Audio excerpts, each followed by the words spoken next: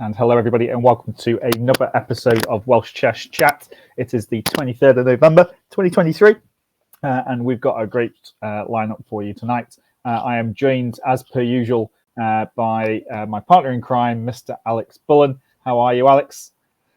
I'm good, Jonathan. I've enjoyed this part of the stream immensely. Just watching it while I wasn't on screen, that was amazing. Really? You're happy with it now? And if he's not freezing up, hello, Mr. Johan Rees. How are you? Yeah, good. Yeah, that was an even better countdown, that one. Than you than like the that last countdown? One. Yeah, it was really funky.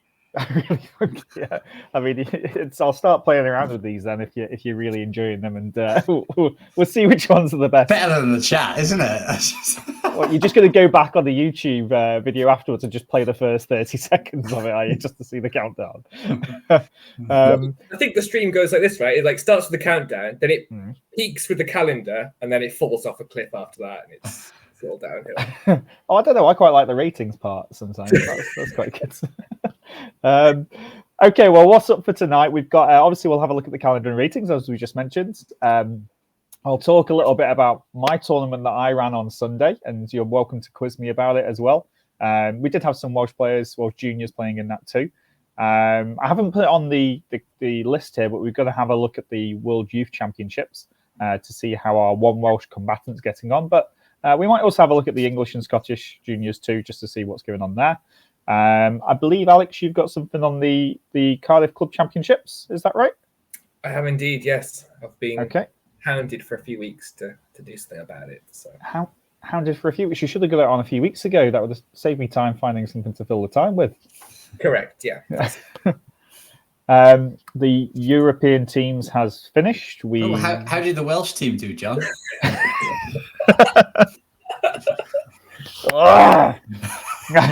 Don't get me started on that.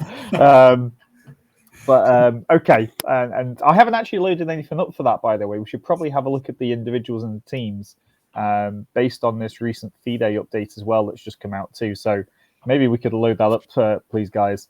And if we do manage to get through all of this, then we can have a look at the LCC, the London Chess Classic lineup. Did you see the Tata Steel player list as well? Have you seen that? Yeah, it looks great. And I believe the Singfield Cup. Have I spelt that correctly? Singfield Cup. It looks right. It looks right. Spelled to save my life. So okay, well there we go. We've got all these big tournaments coming up as well, so we will look forward to them and seeing what's going on. Where are we starting tonight? Well, Welsh Chess Union calendar is our usual go-to, isn't it, guys?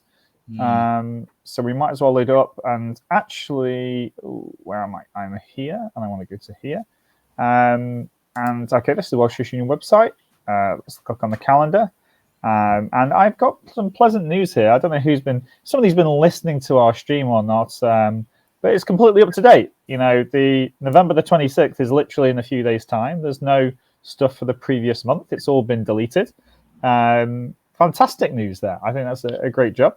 And I've noticed that something is quite new here. We've got a star next to December the 19th. There's a Bridgen Blitz. Did you know about this? I did not know about this. I think it must be very new. Well, it's taking place in Knowlton Hall in Jan. This bit here, please, Johan. You just want to pronounce the Welsh word. Yeah. Merthyr Mawr, that's easy. Oh, right, okay. It's easy for Welsh people, Johan. It's kind of like two big. It's kind of two words, right? It's like it means big Merthyr. Yeah. Oh, right. Okay. I knew the first bit would be Merthyr because of Merthyr Tydfil, right? Yeah. But I didn't know that was Mao. You know, Mao. I mean, I live in Mao Cop. What? You live where? Mao Cop. Oh, I thought you said Mao Cock. That means like big cock. I don't know where this stream is going, but this is a chess stream, by the way, just in case anybody's tuning in and they're just like, oh, who are these guys? What are they talking about?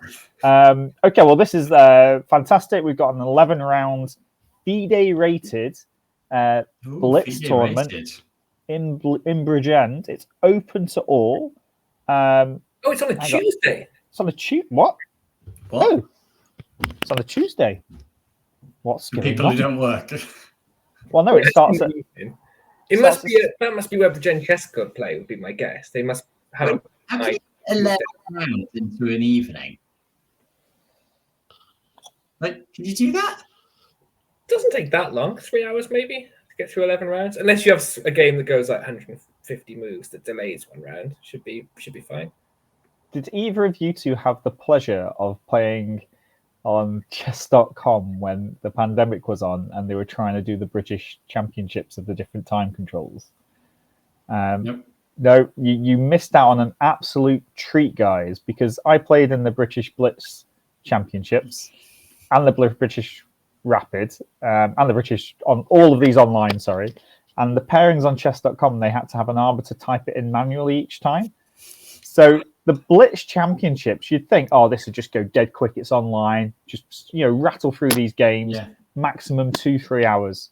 You actually had to wait longer between rounds than your actual game actually took. Wow. It was ridiculous. Seriously, I'm talking like I play my game, I don't know, 3, 4, 5 minutes, 15-minute wait for the next game. Wow. I couldn't believe it. It was absolutely ridiculous. For an online tournament, it was horrible. But okay, well, fantastic, guys from Bridgend. Whoever's putting this in, let's click on info actually and have a look at this. So the usual kind of layout of these things, and great to see another. So it's £5 if you get in early, £10 on the nights, and entry fees. Everything's going back in prizes. That's very nice of them, and it looks like Nathan is the guy that's putting the effort in here. So well done, Nathan Tricky, is what I'd say. And they're expecting it to be completed. Alex, you'll be pleased about this at 10:15. So that's before your bedtime, I believe. Just about dart home from Bridgend, weren't I, in time? Hey, how would you get to Bridgend without me being able to drive you? I'd probably get a train. No. It's quite well connected, Bridgend, isn't it? This is on the assumption I'm going to go. I mean, it's great the event's on, but I think on a school night, can't be. Well, I think it's coming towards December though. I mean, it's the 19th. When do children actually break up? So I'm not. I have to work all the days. So December the 22nd here in England is when most children break up. It's actually really late this year. So the 19th is in that week. So nobody's doing anything anyway, are they, at work in that week? Nobody's actually working, are they? Let's be honest. Any more stars? Anything new? No, can't see anything else new, guys. So we can move on to the, my favourite part of the show, when we have a look at the ratings, see what's gone on here as it loads up. Click on this bit here. All. Any changes here? Any names? Oh, is Ben Rowlands? Is that a new name? I don't think so, no. No, okay. Well, fair play. Paul Orton's still got 4 roles. Dave Norris, Ben Rowlands, well done, guys. Click on all. And you want me to click on diff? Oh, no. We want to click on new first, don't we? Okay. Now, I was surprised. I thought I was on minus 22. So you've gone down even more. Well, you look at... Right. I got it right. So you look here. So I was on 2306. I beat Pat Bennett, a class player, if you ask me. I gained 1 point to 2307. I draw with Richard Dineley. I He's lose higher a rated point. than you. Well, he's not higher rated than me in the current ratings. 2315, that's higher than you. That's not higher than me because you go back, my rating's 2329. It should be higher than him, but it's not. So I draw. It's really tough. That is. I mean, we've got the same rating now, 2306, because he's dropped 9 points. But okay, this is the current ratings. Jose, Daniel, yourself, Johan. Johan's lost some points since. Johan. It's lucky I've only lost that many. Do you know what though, Johan? I was rated. Well, I'm 2329 now. I was up to 2330 at one point. We nearly would have crossed over. Nearly at the that's time. like my lowest Welsh rating for like 20 years or something. Oh dear. Howard, Greg, Alexis, myself, Richards, and then Alex is not too far down. Has that gone up, Alex? I got a point this week. You got the points. Let's have a little look. Who did you get the point against? Oh, hang on, I have to scroll so far down. I got the point against. Oh, They had to help him, didn't they? They had to help him get another game. He doesn't care about the rating, though, does he? Really? So it's just. I tell you what, you could play a 10-game match against him. In fact, why don't you play a 100-game match against him? And okay, you'll score quite highly. You'll probably gain rating, but only just because he's still a good player. You'll be number 1 and 2 for play games. But how am I supposed to get? He doesn't have 100 free nights. The guy played a match on Tuesday, he told me, and then we played last night, and he said he's got a match tonight as well. He doesn't have free evenings. There's no availability to play Josh McKenna. You have to get on the waiting list. You have to get on a waiting list to play Josh McKenna, and that's another thing. That's one thing that I didn't load up. Did you see the video that he did? That was this week, wasn't it? What was the video? I put it on I sent it to you direct message. You just ignore my messages. I did not see a message with a video. Okay. Well, maybe I can load it up later on. Let's have a look at the differences. Who's gained the most ratings so far, and usual suspects there. Obviously, Junior's leading the way as well with 100 points too. And Vince still at the top for adults, so not much change going on there, but still some great results. And then obviously the one that we really want to see played. Johan, who do you think is top? I've just lost his name now. What was his name? The one that played Alex. He's got to be top, surely. Yeah, but by how much do you think he's top? 5 games. 5 games he's gone with. We'll click on played. What? Oh, 10. 10 games. Wow. That is so they were neck and neck for ages, and that's a decent gap now. That is. Yeah, it is late, isn't it? Tim's just got to give up now. He's just got to say the best man won. And just... do you know like when you watch like two top athletes sort of battling in a marathon, right? And one of them kicks, and then like the other one just about keeps up, and then it settles for a bit, and then the other one just pushes on again, and then the guy just gives up. So that's what's going to happen here. Like Tim's just going to not play again now. He's just going to refuse to play chess ever again. I just can't play enough chess. Do you know, I don't even know. Does Tim even watch our stream or our video afterwards? I don't think he does.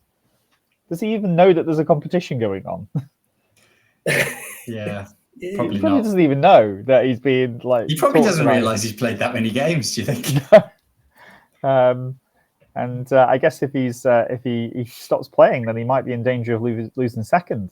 22 games though. Like those two are just 22 games. That's more than I've played in the last 10 years. But where theoretically could he catch up then now? So that Bridge End Blitz is not going to count, right? Because it's too fast a time control. So I guess there's no tournament in London. Hastings. Well, I mean, that starts this year, but only the first few games of this year. And then the rest finishes in 2024. Okay. So, I mean, you have to find some weekenders somewhere in December, but I don't know. Birmingham this weekend is possible.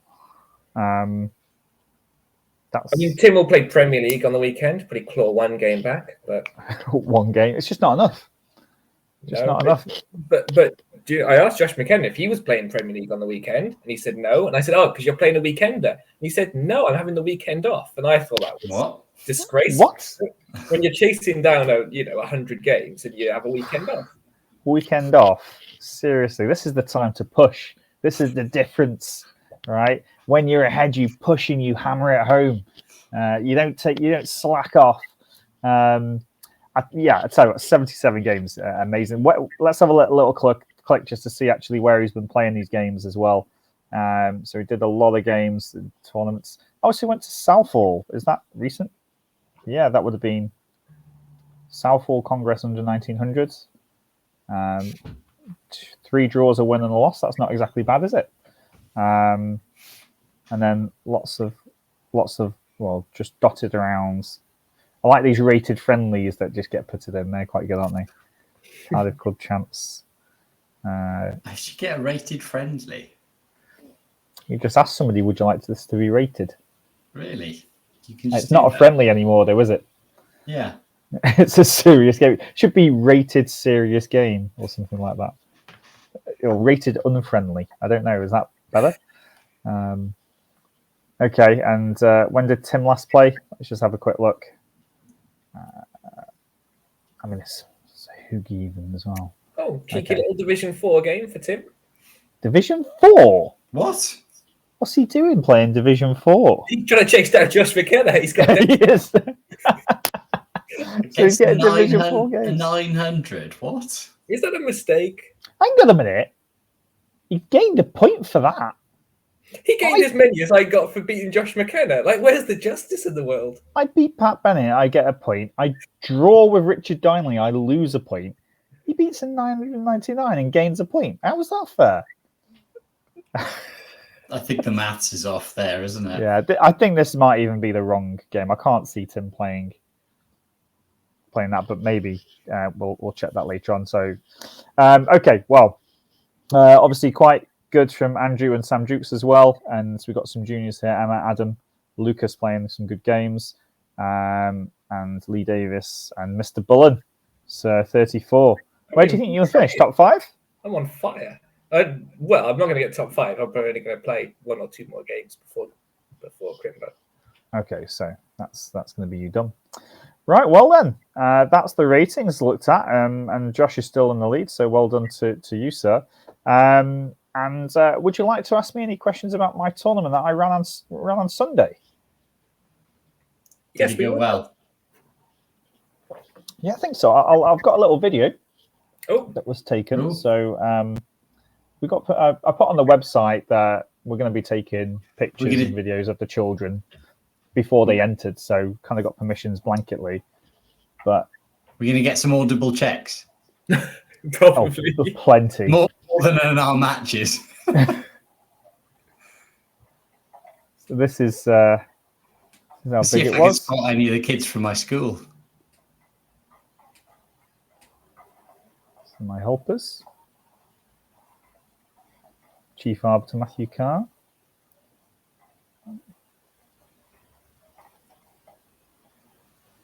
How many kids did you have there? We had 130. I'm going to say 135. It was roughly about that.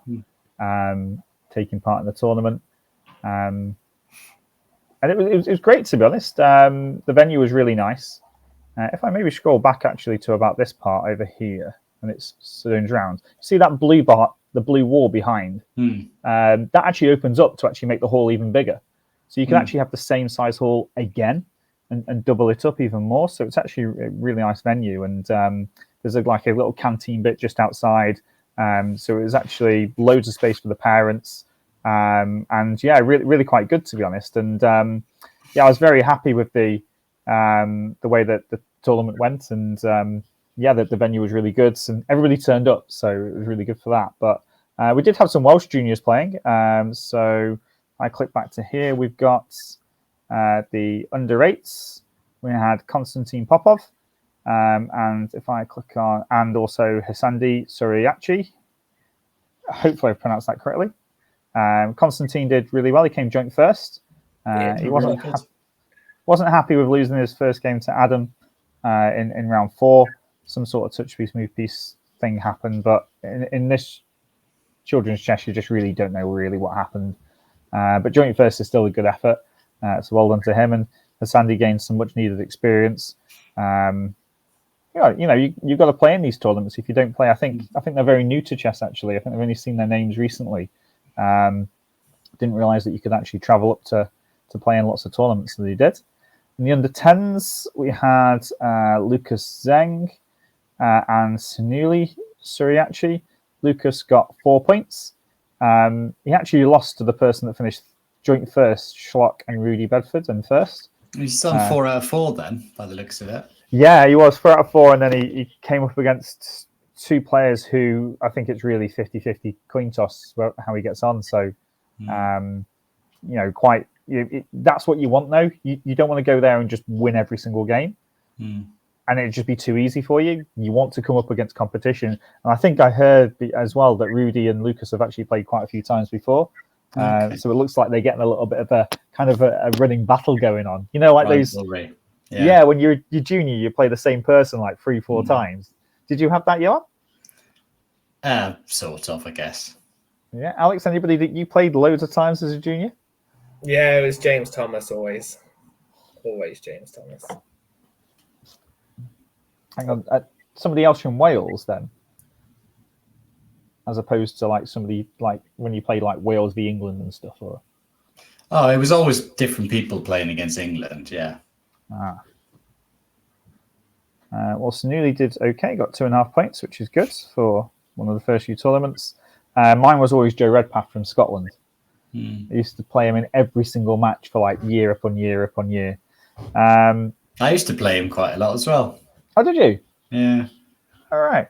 And Chris McDonald. Chris McDonald. Oh, yeah, he was younger, so I never met him. So that's probably why you met him. Just to let you know, it's got an English flag here because when I learned from this tournament, and on my entry form, I didn't actually ask what flag do you want next to you. So we just assumed everybody was England. And then I realised that some people were Wales and changed them over. And then I didn't realise for everybody. But Jaden Flannery is actually Welsh from Rill. And he got 4 points, which is really good. I think this is one of his first tournaments as well, which is pretty good.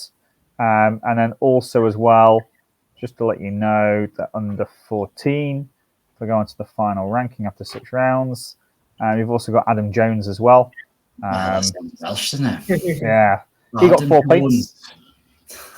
Yeah, well, he got 4 points and did really well, actually. Whoa, look at that name below him, though. That is a banging name. Yeah, well, actually. It's your tournament. Yeah, well, this was Kathumi Rajaguru Mudiyasalaj Dienka, and she was rated 0 and got 4 points. Now, her sister, under 12, final ranking cross table, 0 rating, 5.5 points out of 6, wins the tournament. Against, this kid's Abhinandan Babu, he's rated 1477. I think he's actually under 10, but he was playing in the under 12s. Oscar's been playing quite a lot as well. All these players have got ratings over 1,000, so they played a little bit already. And the answer just comes in and he goes, "No, I'll take this 0 rating from Liverpool. I'll win. I'll win the money." So I'm guessing there's some sort of underrating, or I don't know what's happened there. It's very strong players who just haven't competed, and it's not exactly unnormal in junior tournaments. Is that all right? These days it's possible now, isn't it? It never used to be possible, but now with all the online sort of resources, then you can get really good without playing in person. Yeah. We were waiting for the right tournament, and Jonathan put it on, so kudos. Yeah, that's it. Yeah, it's once a year. It's very stressful. I don't do anything in the weeks leading up to it, and this week I've pretty much slept most of the time. So I'm glad it's over, and now I can focus on my next activity that I'm going to do. We've also got, before we forget, Ewan Cave playing in the World Youth Championships. He's losing. Well, I think he's not losing any rating, actually. I think he's maybe gaining 2 points or so. He went loss to start off, then draw, win, loss, win, draw. And he's performing about rating, which is around 1800, 1840, 1850, something like that. Which is actually not a bad effort, because all of these players are pretty much underrated, aren't they? With them all being juniors. Tomorrow in his last game, I'd even class it as a good tournament for him. So how many points is he on, sorry? Just going to scroll down. He's on 4 points. Oh, yeah. Okay. So generally when we went to World Youths, 4 was pretty normal score for the team, wasn't it? Well, what's happened here to Mohammed Ayan Ismail as well from England? He's on 4 points too. So if you beat your English, or you get the same points, or you beat your English counterpart, isn't that like a success? Yeah, it's pretty good. Yeah, that was good. They did play each other as well, didn't they? Yeah, and Mohammed won. So, but we look at the Scottish players, and they've sent 2 players. Daniel Kitave in the under 16 is gaining 132 points. And he's on 4. The other player, Niamh Lucky, is losing 40 points. I'm surprised Scotland didn't send more. They've got loads of strong juniors. Pretty good. Maybe it's time of year, perhaps. But I don't know what's special about. It's always this time of year, World Youth, isn't it? Is it? Well, it always was. Yeah, this is just a normal time of year. It's like really weird when they've got all those strong juniors that they haven't sent them, isn't that? That's like super weird. But I think Yeah, the kids want to protect their ratings these days. You get found out at World Youth. Yeah, but there's that you've got a merging chance to side. win the World Youth, like Yeah, but Freddie Gordon's not going to win. Well, he wouldn't win. He'd be miles down. He'd lose like 100 rating, and he'd have to start again. Like everyone's so obsessed these days, they won't risk their rating at World Youth. I think he's so young that the rating doesn't matter too much at the moment to him. Like he's not going to get any records for GM's youngest GM IM or something. So like the rating doesn't matter. He's going to be a GM at some point. Like, but why would he go to the World Youth when he can go and play in the Olympiad? Yeah, but just get a World Youth title, and like that is something that's a really good thing for your CV, isn't it? Oh, I think he should play. I think they should be jumping at the chance to play in these tournaments. And even if it hurts the rating, you just shouldn't really care. You should just go in there and enjoy the experience. Meet children from other parts of the world and see what's going on in the world. Even if it costs you a load of rating, you should still go into it. If I had a chance to win a World Youth, I'd be all over that. That'd be amazing. Can you imagine the feeling of just being the best in the world at something, like officially, if you're age? I think if he thought he could win it, he'd go though, right? I mean, clearly, him and his coaches just said. I think it's the opposite. I think it's probably just thought he was favourite or something. I don't know because how old is he? What age group? He's like 12.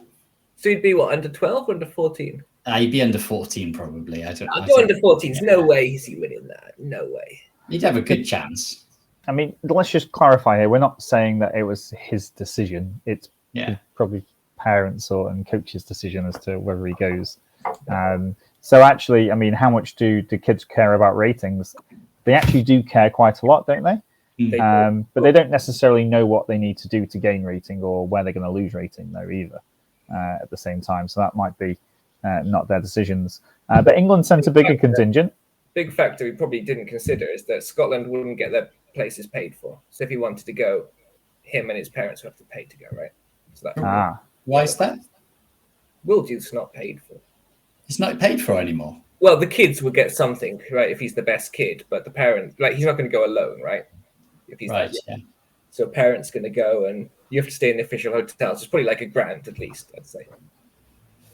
Okay, right. That's probably why people haven't gone then. If you have to pay so much money, it's not worth going if you're paying loads of money, I suppose. See, look at all these rating points the English are shipping. This is why Freddie. Well, it's not necessarily all shipping. I mean, we've got Mohammed. We already talked about. He was minus 35. Indy, obviously, one of our teammates, is gaining 92 rating points. Kenneth Hobson's losing 4.4. Emily Matten's losing 104. Elise Donnell Dyson's losing 123. And the Scottish girl. Where was this? Is it in some sort of dodgy location? Because the teams don't seem that big. It's still going on. Where is it? Where's it being held? Somewhere in Italy, but I don't know where. Okay. But still, it's going to be quite nice, I think. Nice location then, yeah. But I mean, the girls seem to be tiny compared to normal, right? They normally send a massive team. Yeah. Although now they have World Youth split, because it used to, when we went back in the day, everyone went as one. It was like under 8 to under 18, it was all one. And now this is just 14, 16, 18, right? Okay. I didn't know that. I just assumed it was all ages. The other one already happened, I believe, because that won gold. Oh, so they just didn't send any girl under 18 then to go? Correct. Oh, that would suck. Like, I'm glad it wasn't split. The good thing about it was like a really big team being sent and stuff. So yeah, it was. Yeah, I think all of the girls are underrated, by the way, because all the girls that we've seen so far are losing rating from where we are. So maybe there's something in the girls sections that mean they're quite underrated. But okay, well, good luck to Ewan Cave in the last round, and been a good tournament so far. Close to his English rival, I guess, which is a positive thing for him. So well done and good luck with that. Okay, my tournament done, World Youth done. What's next on the list? Cardiff Club Champs, Mr. Bullen. This is me. Are you able to hide my screen and reveal your own screen? Well, that might be pushing it. Well, we're going to see. We're going to test you with some new buttons today. See if you can work it out. You can be everybody's favorite streamer if you're lucky. Have you seen his name, Johan? Yeah, I did notice. Yeah, that's because that's my name on Twitch, and you made me log in this new way. Like I didn't type it in before the stream, just to. Can you see my screen? Nope. No. Oh well, we're never going to see it. You're going to have to help me then. I'm going to have to help you, am I? Yep. Okay. Well, they can see our faces at the moment. Our beautiful faces. Oh, this is looking colourful. Wow. Oh, I can't read that. Can you now see my screen? Oh, this cross table looks really familiar. It's like that thing that's on the wall in Cardiff Chess Club. I can, but you need to zoom in for us, though. Actually, I'm going to make us a bit smaller. Is this good now? You can see it, right? I can read that, yeah. Okay, so Cardiff Club Championship is put on by Mr. Joe Fatala. I think maybe Sam Dukes helps him out. I'm not sure. Maybe I'm giving him credit for no reason, but they put the work in. And historically, we've always had like a Division 1, a Division 2. They've been 8-9 players all play all across the season. And this year they decided they're just going to have one, like everybody in one tournament to see how it goes. We've got a new system whereby you get more points for beating higher rated opposition. In that beating one very good player is better than beating 10 players rated 899, for example. So we've got a scoring system. So yeah, you beat someone who's under 900, you get half point for draw, 1 for a win. And they've optimistically put 2400 plus on here. Not sure if it's going to be joining our club, but if a 2400 did come along, it would be 8.5 points if you drew them, 17 for a win. And then off that, we just have this huge cross table, which used to be a lot smaller when the season started, and we just seem to get new members every week, which I guess is very good. I have a question. What rating is that? Is that FIDE rating or is it... Sorry? This is Welsh rating. Okay, right, good. This there I am, 2245, all the way down to a couple of 800s. And yeah, you just basically send emails, arrange your match for the Wednesday, go along and play it. And we've been going 2 months now. This is how the cross table's looking. Sam Dukes is now leading in me. Where is he, Dukesy? Yeah, there he is. First with 46 points. Seems to play a ton of games. We've got a few players in second, Reggie and Cyril. 1552 rated in second place. 41. Got himself a good win last night against Mr. Fatala. And yeah, I've not played many games, but I still exist. So this is and I think mostly because when we did the league websites, I was saying how good some of the websites were. The guys wanted to show off our website, our colourful cross table. So here we are, and I guess towards the end of the season, I can show it again where it's more populated. But I think will you actually manage to play all those games? I won't, Joe, and I'm not going to lie to you. I'm probably going to play everybody down to like here, maybe. But I'm not going to play people rated 800. Do you have to like arrange it, or do you like turn up to the club and say, you're here, do you want to play? It's interesting because everybody arranges all these matches, but I never get an email saying, hey, Alex, do you want to play in the club championship? Or they never send blanket emails with me in it. So I think people behind my back just arrange loads of club championship games. If I want one, I have to actively seek people out. But I tend to just like pick and choose certain people to play against because that's great. That's great. That's a great line. And for colours, Johan, you toss for colours. So I've played 3 games. I've had 3 whites this season. So oh, nice. Okay. So life is good. So yeah, that's right. And I think the final thing to point out is quite interesting. If you look at like the players, lower rated players have barely played anyone at the top end. They've played lots of people around their rating. The higher rated players have played lots of people around their rating and not many at the other end. And in the middle is sort of like this cluster as well. So it's like the season starts and everyone picks the people roughly their rating to play against. So do you think that that's something that should be changed then? Do you think maybe the lower rated players should be trying to challenge the higher rated players? We know it's going to be a mismatch in some cases, but you get that upset. I agree. I think, I don't know. I mean, if they emailed me, maybe I would say yes. If they directly said, hi, Alex, then probably I'd be inclined to. But no, if someone sends a blanket email to like 20 people, I always assume that someone else would probably reply anyway. So there's a guy here, Sam Rydurch. He's Yes. got a couple of games against some higher rated players. I assume, is this in complete rating order, yeah? It is 1,000. in order, yes. Well done, Sam. Good effort. Yeah. Who's he played against there? Played against Josh McKenna, of course he did. Of course he did. Did you need to ask? So, I'm surprised that Josh McKenna's line isn't full. I mean, is he going to? He wants to play every single person on this list, I should imagine. I bet he'll win the championship just by playing the most games. I mean, he's played 9 games. There've not been that many Wednesdays since it started. He must have played every Wednesday since it started. I think it's impossible to have played more than 9 at this point. And he also plays league matches on Wednesday sometimes, which means he can't play a club championship. Just playing a simul. he just cloned himself, didn't he? But yeah, this is where we are at. Is that all you wanted to show from it? Is that? Yeah, I think so. How did you get to that? I don't know how you load that up. I type CA and then my internet history brings up the Cardiff Club Championship website. But our website is cardiffchessclub.org.uk. Right, so I'm going to have to load it up now. What do you want to go on there? Just showed it to you. So Cardiff Chess Club. Yeah, just Google that. There it is. Oh, there we go. Okay, so you click on that and then Club Championship is here. So you got the home. There's an annual general meeting Wednesday, July the 12th. No, there's not. Okay, that's gone. Oh, membership rates. So if you've got a job, if you're waged, it's £40 a year. Pricey, isn't it? It's pricey. Unwaged, £30. Juniors under 18, as opposed to over 18 juniors. Oh no, I guess that's just determining what a junior is. Okay, £20 a year. Associate membership. What's associate membership? I assume this is Josh McKenna.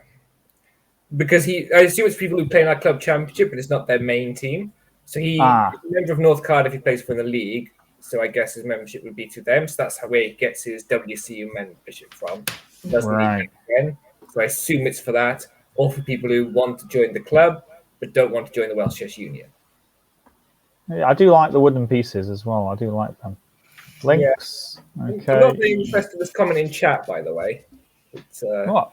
Yeah, I showed it before. That's what made me chuckle. Oh, you did? Yeah, I didn't see it because I was. Okay, so that's how you get to it. Banning, I think. Well, okay. Well, I don't know if I take it neither of you two have loaded up anything for the European teams then. Yeah, I've got it up. Yeah. You've got it up, Johan. Alex is more reliable for sharing, so. No, you can share. You can share your screen, please, Johan. Talk us through this because this is quite topical at the moment, isn't it? And I don't know if you wanted to load up that FIDE thing, Alex, ready, but just in case, because this is really quite important. Actually, some of the things that have gone on here at the moment. So we can see your screen now, Johan. Yeah. It's a little fuzzy, but it's coming into focus. So yeah, we can see that. Yeah. So. The European Championships ended, and it was a little bit confusing for me, at least, who was winning all the way through because the website was so rubbish, and they would just put in Norway on board 2 all the time because for no reason. Did they also have on Chess24? Did they also have their home team higher up the board as well? Montenegro was always board 2 or 3, and Norway was always board 2 or 3. And then Germany seemed to always be on board 1, even though if they were not ahead. I literally no idea what was going on. I think in the last round, Serbia won on board 4 or 5 and somehow won the tournament. Yeah, because it was really board 2 because they had that riffraff in the middle. Yeah, exactly. It was Norway just and Montenegro basically right at the bottom the whole way through. Yeah. But it was just ridiculous. Because, I was all right, I saw Germany win on board 1 in the final round. You assume if you're ahead and you win on board 1, then you win the tournament. And then they didn't. It was just what's going on? But it was quite interesting from England's point of view, wasn't it, as well? Going into the last 2 rounds, they were joint leaders. Yeah. It was probably good to look at them. Yeah, so England. It was this match, wasn't it, against Serbia? It was it Armenia that Oh no, Both it was of them. Serbia, Serbia wasn't won. it? It was Serbia Iran, that it was Serbia the crucial one, really, wasn't it? Yeah. Yeah, because they drew with Germany, so they were joint leader, and then Serbia with Predka, Serrana, Marcus, and Ivic. So was Predka formerly Russian then? And Serrana, yes. I know Serrana was, but I didn't realize Predka was as well. Is he young? Let's have a look. 94. He's not young, so that's He's interesting. super good player because he did very well in the Grand Swiss as well. Yeah, he did very well in the Grand Swiss. I assumed, since he's had a bit of a surge recently, it must be something to do with him being very young. But 94 is like, ancient, really, isn't it? What am I then? If that's ancient. Well, I just expected him to be born in like the 2000s or something. When someone's doing super well at the moment and that, then he's just changed federation, and he must be liking the clean air in Serbia a bit more than in Russia or something, like, because he's suddenly playing 2700 plus rating. Yeah, you'd actually heard of Serrana more than Predka, hadn't you? I think by this point. Serrana is going to be, a top name. He's going to be 2750 at some point, probably. Is he very young, Serrana? I think he's 18 or 17. Oh wow, okay. I didn't know that. Yeah. So Serbia were basically beefed up by these two players playing boards 1 and 2 sometimes. 2000. Oh no, he's older than I thought. Oh, ancient. 24. He's ancient, yeah. 24. Yeah. But I think he's going to be a top player. I think he's basically like one of the best players as white in the world. Like, he's got crazy results as white. So when his black repertoire catches up, then I think he's going to be sort of 2750 maybe. Oh wow, that's actually quite an interesting stat though as well. Your white percentage and your black percentage. So actually you've looked at that, have you? Have you seen some analysis of his white percentages? Well, I think it's just whenever the commentators are talking about it, basically it's like it's obviously there's a big difference. He's just very well known that you do not want to play him if you're black. Sorry, Alex. I think I interrupted you there. Sorry. No, that's fine. I think I was going to say just that he basically won the tournament as well, Serrana. Like, I think Predka had been super good in the last round. Predka lost, and Serrana needed to clutch to get him over the line. Yeah, so England faltered in the last 2 rounds after doing so well with their new top board 1, Nikita Vituikov from Russia, transferring over. Who did very well, actually, on top board. He's had a really good few months, actually, hasn't he? Because he did well in the Grand Swiss as well. He's all right. But instead of getting a 2700, they should have got 2 2600s for the same money. Clearly, that's the way to go.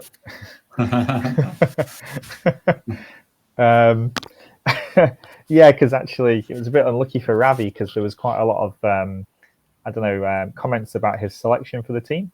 And actually, he came in, I think, for Luke not feeling very well and lost his game, and therefore maybe cost England the game. So a lot of pressure on him, but I'm sure he'll bounce back with plenty of years left. So go on. So who's this? That's the open team, yeah. That's Serbia won it. Yeah. On tiebreak from Germany, is that right? Yeah, it looks like it. Yeah, they won it on tiebreak. Don't know what the tiebreak was, but it was all very confusing. But Serbia won. So not game points, although they would have won on game points anyway, by the looks of it. So I think that means it's kind of justice. Yeah. And the women? How do I find that? Where's that? There. Women. Yeah, that one. I think Bulgaria won, didn't they? Yeah. Yeah. Salamova, I assume, was Yeah, she's on fire, isn't she? She had another good tournament. Yeah. Plus 14, so they've got a very strong team, and you can see that they just had their top 4 players all gained a ton of rating, and that's what you need team events. You don't need just one star player; you need like your whole team to just be killing it, don't you? What was funny about the men's section really was I was looking through who won rating, lost rating, and generally all the top teams, everyone stayed about their own rating. It's kind of weird that everybody roughly performed to their rating. Oh, that's interesting. So are you saying Serrana, the rating system? Serrana was up a bit, but nothing. It wasn't like there was not like a 2900 performance or something that just blew the tournament away like Firouzja did last year, but or the year before. But it was just everybody roughly performed to their rating. It was weird. I'm interested to know how England women did here, and also we should probably go back and have a look at the Scottish men, or what, Scottish Open team, shall we say? Because I know that England's women didn't do too badly, I think. Well, maybe they did. But there was some up and down performances there, wasn't there? So our former teammate, Katarzyna Toma. Yes, she had a good tournament. Yeah. Good tournament for her. And my co-commentator, Lanyao, I believe, got a... Did she get a... Wait a minute. Am I seeing that right? Is her rating 2190 now? Yep. Has she somehow like shipped over like 150 points or something in the last 2 months or something? I think she's been that low for quite a while now, hasn't she? Wow. Okay. I think that's really that's really odd. Yeah, and Jovi had tough time on board 1 there, 2 out of 6, but Lanyao did very well to get 5.5 out of 8, and an IM norm and a bronze medal for England as well on that board. But yeah, they've got their team there now, which is looking pretty strong actually. If you look at all their names, how did the Scottish Open team do? I think they came last. Didn't they? Yeah. Well, I think we knew that they were going to come last, but joint last with the Faroe Islands, wasn't it? Was it? I think they just lost every match, didn't they? I think they came joint. Oh no, they did lose every match. Okay, I thought it was joint last, but that could have been us. That could have been us. We'd have beaten this Scottish team. We might have beaten them. We don't know. It would have been the only match that where pressure would have come on. Yeah. Imagine that. So yeah, I guess this is what you're after, though, isn't it? Really, but a lot of. It's quite a strong team for last but one. Last but one. I mean, they're serious though, Faroe Islands, because we obviously played them in Chennai and they whopped us, didn't they? Did they? Okay. Yeah. Yeah, so that's the strong tournament. That's the kind of tournament you want to play in, especially when you're on form. But when you're off form, you don't want to play in that tournament at all because you will get punished at every step of the way. Look at that, Denmark. Finishing right towards the bottom, and who was in their team? Got GMs and stuff. Who was in Denmark's team then? All GMs all the way down. 2,500. Beat Azerbaijan in round 1 as well, didn't they? Yeah. Beat. Yeah, Rajabov lost there. Wow, okay. That's absolutely nuts, isn't it? Well, this guy on board 1, draw with Rajabov, Rapport, back row. He beat Daniel DeHut. Like, look at that. And then the team still did badly. He's a good player. He beat Francis Rayner at the Olympics. Yeah, I remember. I think he was something like either 12 or 14 at the time. And the rest of his Danish team mark in the Olympiad were they all looked like they were about 20, and they all had this kind of this kind of collarless kind of white t-shirt on with this black jacket over the top. They looked like a boy group. It was. I called him out on it before the round as well. I said, "Oh, you look like you." Trying to make some conversation anyway, as I usually do. So we're looking at this, and is there a few more teams that have been bumped up by some recent transfers at the top? I don't know if anybody that we know about. There's Germany team, is that the same as before? Romania have got Rapport, haven't they? And Shevchenko and Shevchenko, yeah. And Nisipiano. Well, he was German until he was German, but I'm sure with that name he's obviously Romanian. And he wasn't playing here, but they got Alexander Motliev as well, the Russian dude. Ah, right, okay. So a lot of them went there because I guess it's not too far. France have obviously got Ferrugia, but he wasn't playing, so. And MVL. A transfer. Oh, as a transfer, a transfer, yeah. Okay, there's probably a few more dotted in there. So how did Carlsen do in the end for Norway? He actually got the highest performance on board 1 and didn't lose too many ratings in the end, rating points in the end. He gained 0.6. He actually gained. He had so many lost positions. He was really, really lucky. Actually didn't lose a game in the end. He was really, I think he was a queen down in one game. Yeah, that was against that Danish guy we were just speaking about. That's true. Pieces, but it was a queen and some pawns. It was just so lost. Yeah. Oh well, these things happen. So it's quite important that we're looking at this right now because I believe that there has been some sort of announcement recently, and I don't know if I heard a beat then, Alex, whether you loaded it up or do I need to load it up? I've got it open. You've got it open, have you? Because it was the news literally, I think today is it that it's been come out. Yeah. So we'll show it on stream, which is quite interesting. So I personally think what's happened is that FIDE have seen what's happened in the European Team Championships, where you've got all of these Russian transfers in, shall we say, and possibly thought that was not quite right. Or do we think something different, guys? Oh, wait, they've literally updated it since I sent it to you earlier. Sorry, Oh, really? didn't listen to your question because I was just reading it. What's on my screen now? Okay, well, let's read it out. What's it say? So the statement. Can you now see my screen? Yeah. So it now says confirming the number of transferred players in FIDE team events. Teams participating in FIDE team events will now be allowed to include a maximum of 2 players previously belonging to the Chess Federation of Russia who transferred to any of the East Youth Federations. So earlier today, this just said anyone, right? Players who transferred their federation, and that made us think about the USA actually and a lot of other countries. But now it just seems to apply to Russians. Okay. Seems very relevant given what we've just seen, but probably less controversial than what the announcement looked like initially. Yeah, because when it looked initially like that, what would the American team look like? It would be what? I mean, it is who actually is like American. I mean, the problem is that actually, for example, Caruana is American, but he chose to play for Italy when he was younger, right? So he counts as a transfer while he really isn't. Yeah. So he technically, he'd count as one. I think Nakamura has always been American. I think Nakamura, yeah. Wesley and Lenier and Aronian and, basically the rest of their team would be gone. It'd be Shankland on 2, wouldn't it? Naka Shankland would be their top 2 points. And that would be a terrible team. They'd get 1. Well, they could have Karawan because you could have 2, right? So you could have... Oh, so you could have Naka Caruana so still. And then... Yeah, actually you could. So actually they'd still have a good team, just not like unbeatable. Yeah, okay. Well, you say unbeatable. I mean, they flopped.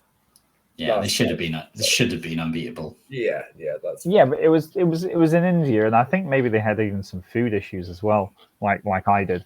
But they also didn't have Nakamura out there, did they?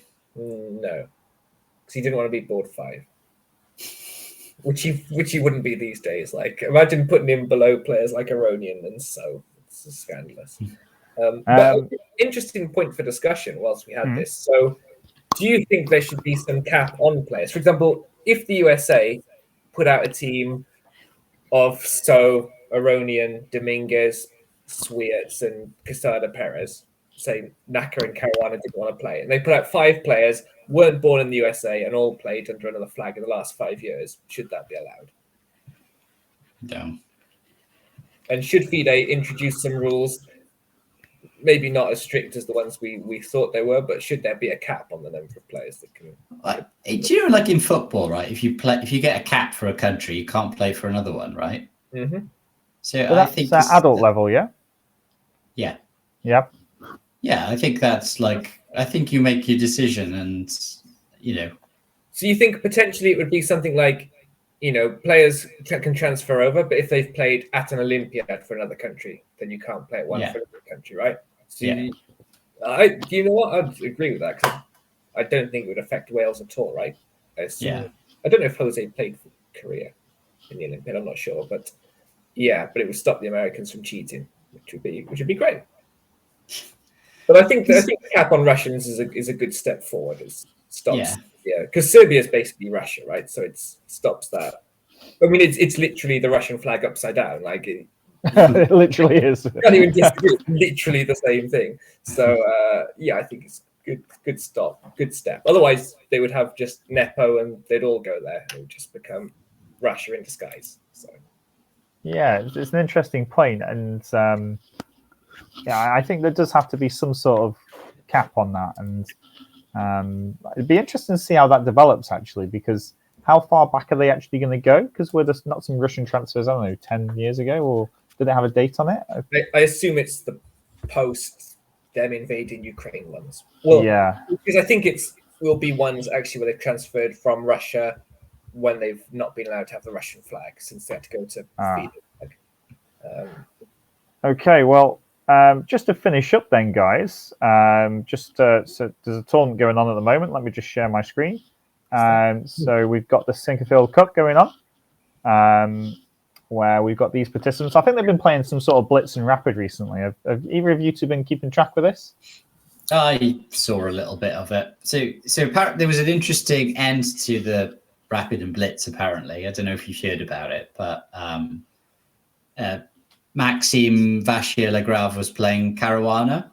So Caruana needed a draw to win the event. And if Maxime won, he would have won the event. And he was completely destroying him. And he basically played a move. Sorry, who was destroying who? Maxime was winning, so he would have won the event. So it was a time scramble. I think 1 had 7 seconds and 1 had 4 or something.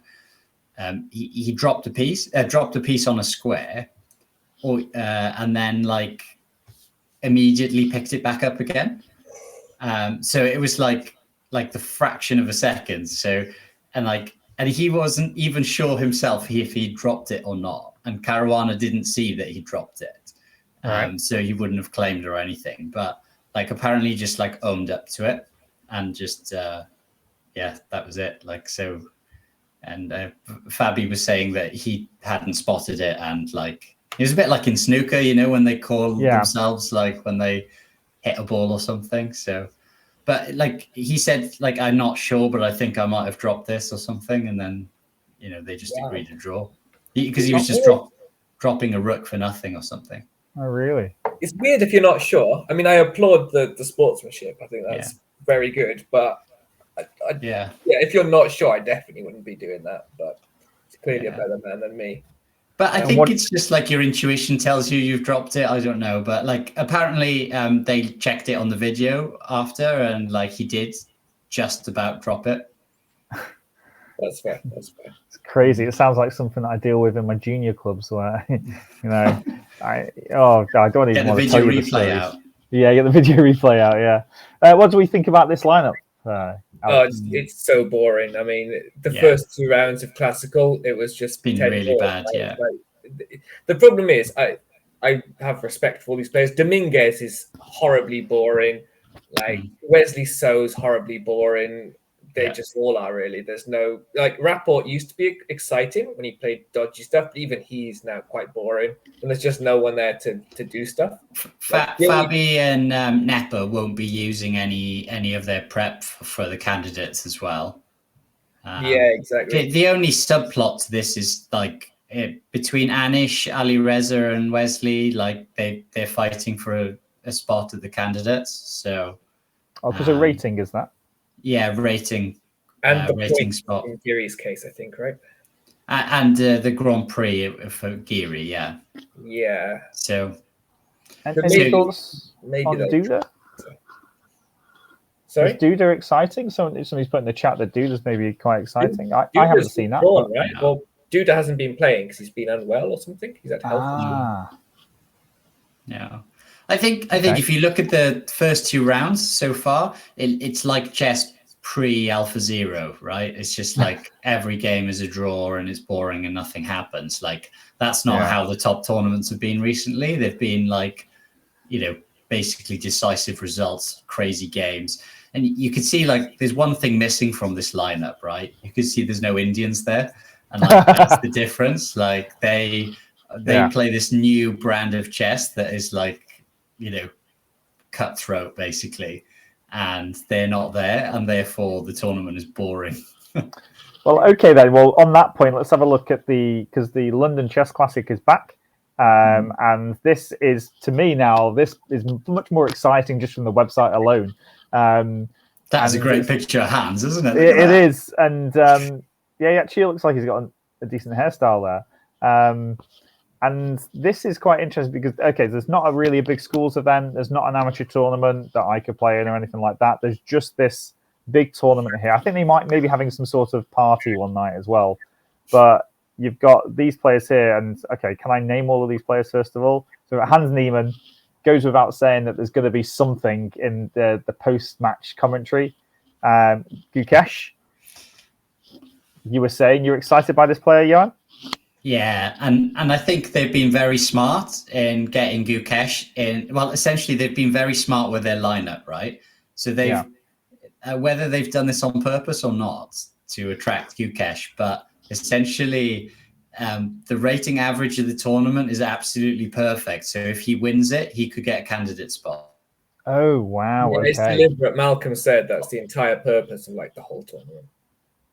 Oh wow! Fantastic. That's so it's even so basically like if he it's just trying to fix the candidates. Like that's not fantastic. Yeah, that's just classic Malcolm. And like, where did the money for this come from? Well, it came from the government. Yeah, should it be spent on two Englishmen or 2.5? Okay, so we've got Nikita Vituyegov. Why is the British money going on these players? For the English number one, then to everybody's cheering on from England. Mickey Adams, who you can't help but like. I like Mickey. Yeah, we like Mickey. Shreyas Rull, who fought really hard to get his spot in this tournament in a clearly transparent process. Oh, okay, you're being sarcastic. I like. I don't like as well that he got a wild card for the Isle of Man, and there's quite a few promising juniors they could have given this one to, and they've given him another one. Like, yeah, it's interesting, isn't it? To, any of those 2,400 kids, like Willow, Grieve, British champion a couple of years ago, probably deserves it more. Daniel Fernandez as well is. Yeah, I mean, they're all better than Shreyas Rull. So. Yeah, I mean, this is going to be like a really so essentially like I don't know, 50% or less would be enough for a GM norm in this tournament, wouldn't it? Oh no, less than 50%. You probably could do potentially -2, maybe -1. But the thing is, though, somebody suggested that you could have almost like a qualifying event for it. Maybe like you pick the top 6 to play like a 5-round or something, or top 8 to play an all play all, in order to qualify to get into the event. That would be quite interesting to watch from my perspective. I'd actually probably be more interested in that tournament than this tournament to see, who they want to pick in to go forward for it. I think potentially having someone like Shreyas as well is it's like, I don't know if that makes it even more appealing for, like, say, Gukesh, because the bottom seeds rating doesn't count for the average that they work out in terms of like for FIDE rating circuit points. So like if he's thinking 2,400, that should be more comfortable win potentially rather than having to. It's not comfortable. Obviously, he's a great player and stuff, but rather than another 2,700, it's just another that a lot lower rated. But I don't know. I'm sure by that logic, though, if they invited John, Gukesh should be even more happy, right? He'd be rubbing his hands together like this, going, don't even need to prepare for this one. Just need to turn up. 10 minutes used on my clock maximum. Well, the English have got enough to cheer on because they've got Luke McShane in it as well. He's all right. Go on, Luke. Yeah, so fair play. And Andrei Volokitin, I think he's the same age as me, He looks older, though, doesn't he? He looks older than me, right? Yeah, he lives in the middle of a war. Of course he does. Oh, true. Fair play. Is the bottom guy, is that the really young guy that beat Shreyas? Oh, no, it's not. No. Mathis Bartel. So I'm pretty sure he's a French player. Yes. There you go. Come on, the French. And who's this guy? Oh, Yules Massard. Okay. I'm pretty sure he doesn't look like that anymore. He's a bit older. He looks a bit stylish, doesn't he? He does look far too stylish with that hair. Yeah, far too stylish. Looks more like a model. Well, I wasn't going to say that, but okay. But did you say Bartel was French? I'm pretty sure he's not, is he? No, he plays the French. Oh, okay. Yeah, so he can learn from me a little bit. Oh, yeah, he's the guy you were chirping on about the whole time. Yeah, okay. And also we've got Amin Tabatabai from Iran also playing in it as well. So it's enough for the English to support, but really the headline names really are the ones that's Hans Niemann and Gukesh, if you ask me. Who I don't know. Are you quite excited about this tournament, guys? No, I'll give it a pass, to be honest. No, because I'll tell you why. Because I used to really love playing the London Chess Classic when I was at uni, because it was really close to High Wycombe, so I could commute every day. And I think it was like, I'd say, the best event for amateur players in the UK. And you had the opportunity, if you did well, maybe won your first game, you could play one a Super GM in round 2. And now they've taken it away from amateurs, and it's just another event for the elite. We've got enough tournaments for the elite. It's taking something away from people who would enjoy it a lot more. These players won't enjoy it. It's just another ticking up a box for them. Maybe Shreyas will enjoy it, but it's just, again, moving towards the elite. So I'll pass. It doesn't interest me. Yeah, obviously it serves a purpose, doesn't it? And that's why Malcolm's put it on. But I think the reason why you can't put on the big event for us is because they can't get the venue again, or for whatever reason. I'm sorry, but with 500,000, you can get a good venue. Not going to defend it anymore. Even in London. Oh, they've got a Christmas party going on, though. Cool. That's for you, Alex. Sold out. Sold out. He's given all the tickets away, hasn't he? Nobody's bought those. Do you know what? I don't know. Is Sam Jukes watching this? If he is, then you should definitely try and sneak in and pretend that you're Hans Niemann. That would be awesome. You've got to try it. Just try and dress like him and walk like him and try and sneak into the party. Try and sneak into the boards. This is your opportunity. He's going to be in England. Get on a train. Get over there. Try and sneak in, please. Do you know what would be even more funny, right? If you snuck in, right, but then you had some sort of contraband on you, right? So, like, what are you talking about? In certain crevices, right? He's gone there. And then they'd be like, so you were cheating, Hans, right? And then that'd be great. You get like buzzed, and then. Sorry, you've made me laugh too much. Well, let's just finish up then. We've actually got the Tata Steel tournament. Yes, much better. Yeah, I mean, let me just zoom in here because this is extremely small, isn't it? So people can just about read this fuzzy writing. There we go. Okay, so this is the line up for the big event, or the main event, shall we say. Dingloren, Perugia, Nipo, Giri, Gukesh, Prague, Magsudlu, Wei Yi, Abdu Satrov, Vidit, Jordan Van Forest, Donchenko, Max Warmadam from the locals, and Ju Wen-jen because they have token female, which is good, by the way. And she's the world champion, right? So. She is the world champion. Fair enough. And we've got the proper world champion as well. Until he pulls out, yeah. Until he pulls out. Maybe. I think this is a perfect lineup for a tournament. You've got the excitement in there. They haven't got any of those old, middle-aged guys who draw all their games. Giri just becomes a beast when he plays by Kanze. Like, he's really boring every other tournament, then becomes awesome here. Like, Wei Yi, I haven't seen play for like 4 years. Be interesting to see what he's been doing. And then you've got the whipping boys and lady down the bottom that they all have to beat.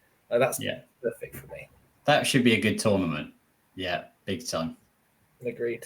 Yeah, and to be honest, though, I looked at that, I thought, that's actually really mouthwatering, actually, that lineup. And I'd love to see Ju Wen-jen do well as well in that too. I think that's a good opportunity for her. And then you look at the challengers and you're like, okay. Korobov, Hans Niemann again, Yilmaz, Salem Salah, James Santos again. He's a lucky boy, isn't he? Getting all these in. Well, I wonder why it's all of a sudden come good for him. Erwin Lamy, Mendonca, he's young. Dada, Marc-Andrea Maruzzi, Liam Rolich, who I've not heard of before. Harika Dronovalli, which is good. Stefan Bukamar, Divya Desnuk, she's done really well recently. And Aline Robers as well. Done really well recently from the Netherlands, as they put it in. I don't know about you guys, but that also looks quite exciting. Yeah, I agree. I think it's always good when you have like the 2600s, then you have quite a few 2400s and 2300s in the tournament. And they always get quite a few upsets in the challenges as well. I think it's I spend most of my time watching the Masters, but I always check these out. You actually sorry, you go. I was going to say you actually get kind of like more decisive results as well. Usually, you kind of think, oh, I would play that move, and then it goes from there. But maybe with the top lineup, maybe that's not going to happen. Yeah, maybe less. I My should only scroll down. criticism of this tournament, I hate that it's like so early in January, because I know there's like some amateur events that run alongside it, and one year I'd love to go play and then sort of like check on the main event at the same time. I think it'd be awesome to go there. Well, Yeah. when I get invited to the challenges, then you can come along with me. What's your second? Is it? That's my second. Oh, that would be my ideal job. I'd love to be a second. You don't have to play chess and just get to prep openings. It's brilliant. Well, isn't that what you're going to do for us for the Olympiad? You're going to stay at home prepping openings for us? Yeah, I could do that, couldn't I? I could could I be a remote coach or something? Yeah, Well, we're not going to be able to afford a proper coach, are we? So remote coach, then we can send someone just as a captain, like to be the. And I can come like fly in just to chaperone you for the Bermuda party. we don't go to the. Well, I don't go to the Bermuda party anymore. I'm too old. Okay, I'll just chaperone myself then. Yeah, you just fly in for the Bermuda party yourself and fly out. Look, I would like to motion. If John's not going to go to the Bermuda party, he shouldn't be selected for the Olympiad. Yeah. Oh. That should be the criteria, right? Yeah. Well, I'll That's have true. to go then. Right, guys. Anything else to add? So we've actually got through the full list tonight, but we are like 10 minutes overdue. Anything else that you want to talk about? No, I'm excited for the week when we finally see your PowerPoint slide too. But maybe next week with the week, right? You've been teasing for about a month now. This thing here. Yeah. I'm looking forward to next time Alex puts some sort of professional one together again. That was great. Yeah, I don't know why you don't just organise the whole thing, Alex, to be honest. It's not like you've got anything else to do. Well, interestingly, I know we're over, but quick 2-minute story. I nearly became a full-time chess player this week. What? Because my company's basically bust, and we got rid of like half our workforce. And because I'm quite new, I was there like, okay, I'll be made redundant. And I was thinking maybe I'll just spend some time like traveling around playing chess and stuff. Making PowerPoints wasn't on my list, but I thought that they Chess streamer. I did keep my job for now, but I've probably got it for another couple of months until we make some money. But maybe in the new year, then I'll be back to be fair, Alex, I thought maybe you've. I don't know if I can. Maybe I'll just hang on. Just let me hide my screen. Have you been designing T-shirts or something like with hands colouring in and putting them on you? Is that maybe another job that you're looking into? Trying to branch out with my sponsor Strongbow. Yeah, how do you think I can afford to go to Magaluf? Obviously. Yeah, I mean that T-shirt literally used to be white, right? And you have actually just done that to it and just. No, he's just denied it. I didn't do a murder, if that's what you're asking. All right, guys. So, anything coming up in the chess world, in the Welsh chess, more importantly? There is Welsh Chess Premier League on the weekend. Okay, so Welsh Chess Premier League on the weekend. And yeah, well, that's about it, isn't it? So, well, we went to the calendar. We know what's coming up. We do, but we didn't really focus on what's coming up next week. Okay, well, thank you very much, everybody, for watching. We'll end the stream there, and we'll see how everybody. Good luck to everybody playing in the Welsh Chess Premier League this weekend. Yeah, please give us a like or a follow. Thank you very much, Alex. Thank you very much, Johan. See you next week. Good night.